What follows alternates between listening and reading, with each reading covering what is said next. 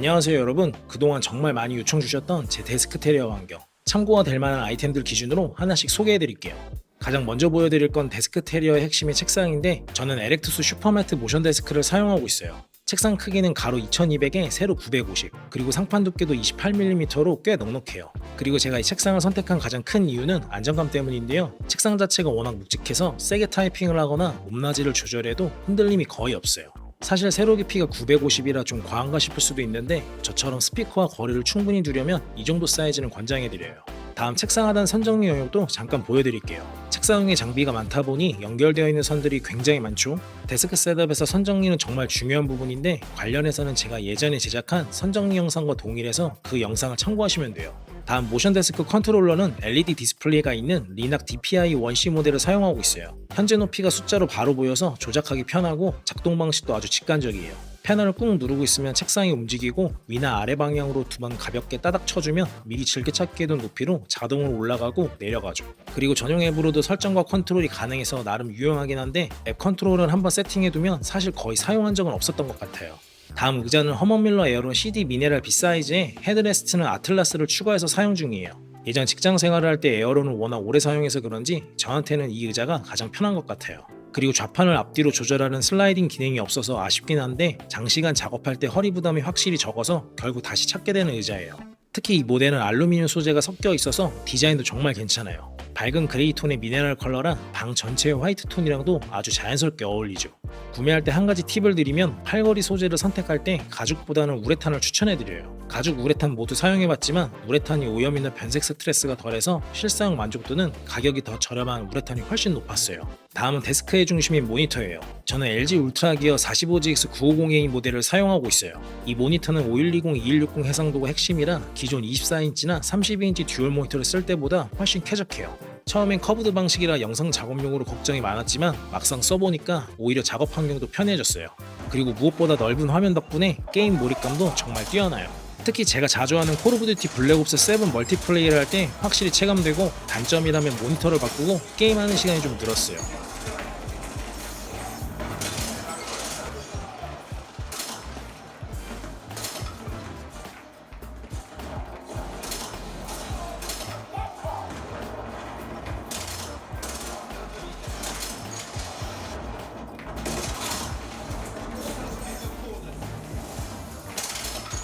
또 커브드 모니터를 쓰면서 겪은 한 가지 재밌는 현상이 있는데, 이게 어떤 말이냐면, 한동안 이 모니터만 쓰다가 일반 평면 모니터를 보면 오히려 화면 중앙이 볼록하게 휘어 보이는 착시 현상을 경험해요. 그래서 다시 평면 모니터로 돌아가려면 한동안 역체감을 겪을 만큼 커브드 모니터만이 주는 임팩트가 확실히 강했어요.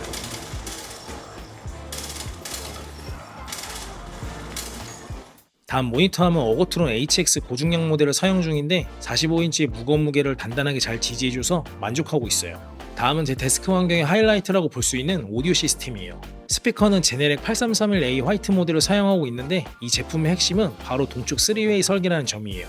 고음과 중음을 내는 유닛이 같은 중심축에 있어서 데스크처럼 스피커와 가까운 거리에서 들어도 소리의 초점이 완벽하게 맺히고 위상차로 인한 왜곡이 거의 없어요. 덕분에 소리의 밀도감과 공간감이 굉장히 좋아서 음악이나 영상, 게임을 모두 완벽하게 커버해주니까 데스크 환경에서는 기본 욕구를 완전히 끝내준 스피커예요. 참고로 저는 음향기기에 관심이 많아서 다른 공간의 스피커는 포칼의 디아블로 유토피아 컬러 에보를 사용하고 있어요. 다음은 제네렉과 조합이 좋은 DAC, RME ADI2 프로 블랙 에디션을 사용하고 있어요. 경험상 8331과 찰떡궁합이기도 하고, PC 쪽과 노이즈 간섭 없이 깨끗한 디지털 연결을 위해 AES 연결로 세팅했어요. 그리고 다른 녹음이나 유튜브 더빙 녹음을 위해 RME 베이비페이스 프로 FS를 함께 사용해요. 이 장비에 마이크와 모니터링 헤드폰, 그리고 DAC와 PC를 연결해서 사용하고 있죠. 이렇게 장비가 여러 개라 연결을 어렵게 생각하실 수 있는데요. 연결 방법을 간략하게 설명해드리면, 먼저 PC와 베이비페이스 프로를 연결하고 베이비페이스 프로의 아웃 단자를 DAC 인에 연결해요. 마지막으로 DAC에서 제네렉으로 AES 케이블을 연결하면 끝이죠. 이렇게 연결하면 스피커 볼륨은 상황에 따라 DAC 노브로 직접 돌리거나 RME 토탈 믹스를 활용해 PC에서 한 번에 조절할 수 있을 뿐만 아니라 마이크랑 헤드폰도 전부 제어할 수 있어서 관리가 정말 편해요. 다음 마이크는 슈어 SM7DB를 사용해요. 수음되는 기본 소스 퀄리티가 워낙 좋아서 후반 작업할 때 VST 플러그인을 강하게 먹여도 목소리 원본이 크게 훼손되지 않아요. 그래서 가벼운 보컬 녹음이나 유튜브 더빙 용도로 사용하기에도 이만한 게 없죠. 그리고 모니터링 헤드폰은 소니 MDR M1을 사용하고 있는데 가벼운 착용감도 좋지만 무엇보다 음역대 하나하나 특별하게 강조되지 않고 중립적으로 들리는 플랫한 성향이 딱 제 스타일이에요. 그래서 모니터링 용도나 편하게 음악을 감상하고 싶을 때도 부담 없이 사용할 수 있죠. 오디오 세팅 다음으로 보여드릴 건 이 모든 작업을 받쳐주는 데스크탑이에요. AMD 9950X 3D CPU에 ASUS ROG 아스트랄 5080 화이트 그래픽카드 조합이라 영상 작업과 대부분의 게임을 쾌적하게 플레이할 수 있죠. 그리고 케이스나 수냉 쿨러, 펜 케이블은 리아니 제품으로 맞췄는데 화려한 RGB보다는 깔끔한 걸 선호해서 전체적으로 화이트로 통일했어요.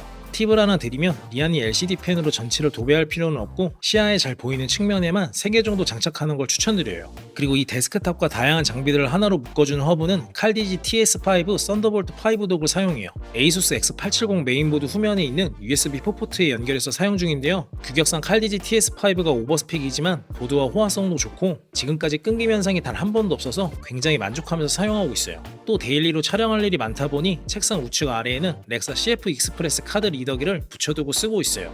이렇게 사용하면 메모리 카드를 꽂고 빼기 가장 편한 위치라 작업 동선이 정말 편리해요. 다음 입력 장비도 살펴볼게요. 마우스는 로지텍 G슈라2 화이트를 사용해요.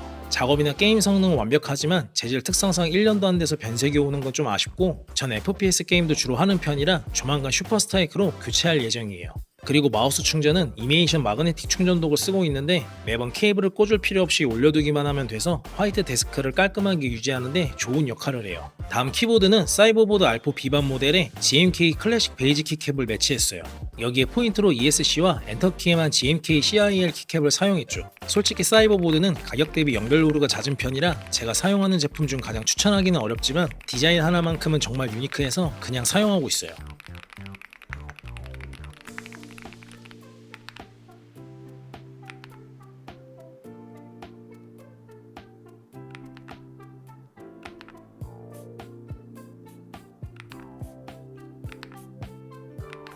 다음 데스크 패드는 오비키 스톤 슬림을 사용하고 있어요. 가로 800에 세로 310mm 사이즈라 크기도 적당하고 특히 타건할 때 책상이 두둥거리는 울림을 잡아주는 효과도 있어서 만족하며 사용 중이에요. 하지만 FPS 게임을 하시는 분들은 이 가죽 매트만으로는 제대로 된 플레이가 거의 불가능하기 때문에 저 같은 경우 그 위에 스틸 시리즈 화이트 마우스 패드를 올려뒀어요. 개인적으로 스틸 시리즈처럼 로고가 크게 드러나는 디자인은 선호하지 않아서 나중에라도 오비키에서 이런 패브릭과 고무 소재의 일반 데스크 매트를 출시해주면 좋을 것 같아요. 다음 데스크 중앙에는 화이트 셋업의 일체감을 더해주는 스팀덱 플러스를 사용해요. 자주 시청하는 OTT 앱 실행이나 필립스 휴 조명 제어는 기본이고 매번 누르기 번거로운 단축키나 자주 쓰는 복잡한 명령어들을 세팅해두면 원클릭으로 해결돼서 작업 능률이 확실하게 올라가죠. 바로 옆에는 니케 지스냅 올인원 거치대를 활용해서 갤럭시 탭 S10 플러스를 거치해두었어요. 흔히 선반에 고정하는 거치대 대신 이런 별도의 스탠드형 거치대를 사용하면 각도 조절이 훨씬 수월해요. 그리고 나중에 태블릿을 메인 모니터 옆에 두거나 작업 환경이나 취향에 맞게 언제든지 가로나 세로 형태로 변경하면서 사용할 수 있기 때문에 활용도가 굉장히 높아요. 그리고 갤럭시 탭 S10 플러스는 최근에 S11 모델과 비교하다가 12.4인치라는 크기와 빛 반사를 막아주는 저반사 코팅 때문에 선택했어요. 비침이 적어 모니터 아래 고정용으로 사용하기에도 좋아서 넷플릭스 같은 OTT 서비스를 가볍게 시청하거나 가끔 큰 화면으로 모바일 게임을 즐기기에도 괜찮아요.